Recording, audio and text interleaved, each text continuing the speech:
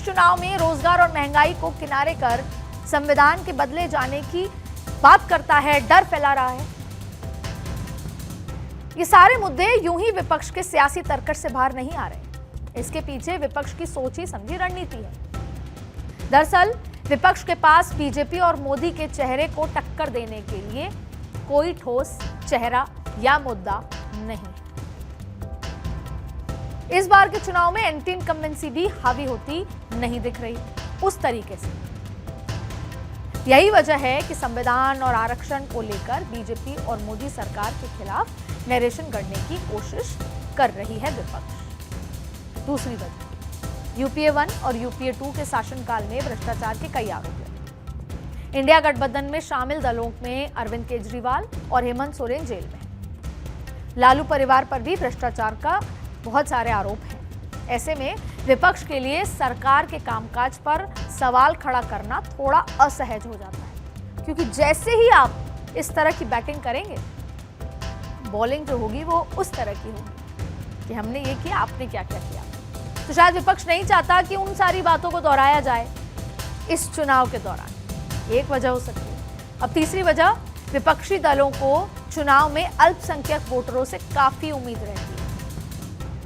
तो कांग्रेस और विपक्षी दल जो हैं अपने पिटारे से ऐसे मुद्दे निकाल कर ला रही है जिससे चुनाव में ध्रुवीकरण हो सके, पोलराइजेशन फायदा होगा। और जो पिछले फर्स्ट और सेकंड फेज हुआ या अब जो थर्ड फेज होगा, इसमें आप देखिए पोलराइजेशन का बहुत बड़ा रोल है। उत्तर प्रदेश की 10 सीटें हैं, MY फैक्टर है, वहां पोलराइजेशन का बड़ा रोल होगा। असम में चुनाव है, पोलराइजेशन का बड़ा रोल होगा। तो देश के हर कोने में, कर्नाटक में चुनाव है, पोलराइजेशन का फैक्टर, ये एक मुद्दा हो सकता है। ये तो हुई 2024 लोकसभा चुनाव की बात, लेकिन ऐसा नहीं है कि ये सब पहली बार हो रहा है। हम आपको ये बता रहे हैं, ये पहले होते आया है। बीते कई सालों की राजनीति आप देखेंगे तो सभी सियासी दल जो है यही ट्रेंड फॉलो करते आए हैं। लोकसभा चुनाव हो या विधानसभा चुनाव, बहुत कम ऐसा हो रहा है कि जमीनी मुद्दों पर चुनाव लड़ा जा रहा है। हम बीते 2 दशक में बिजली, पानी और सड़क की हालत काफी सुधरी है, लेकिन अब भी देश में कई हिस्सों में स्थिति बेहद खराब है।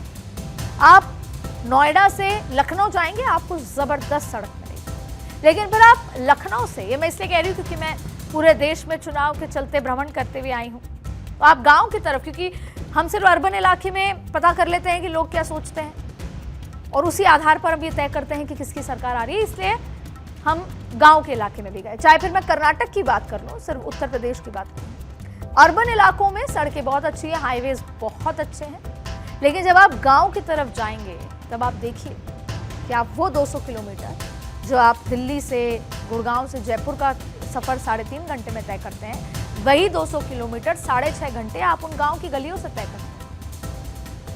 आप अगर अपने इलाके की ही बात करेंगे, जैसा मैं कह रही हूं, तो आपकी लोकसभा में भी अच्छी सड़क, ट्रैफिक जाम, पिछले जो स्कूलों की बात कर लें, अच्छे स्कूल, अच्छे अस्पताल, कोई ना कोई कमी जरूर आपको नजर आएगी। लेकिन ये स्थानीय मुद्दे तो किसी नेता के भाषण में है ही नहीं, और अगर हैं तो उसके लिए जगह काफी कम है।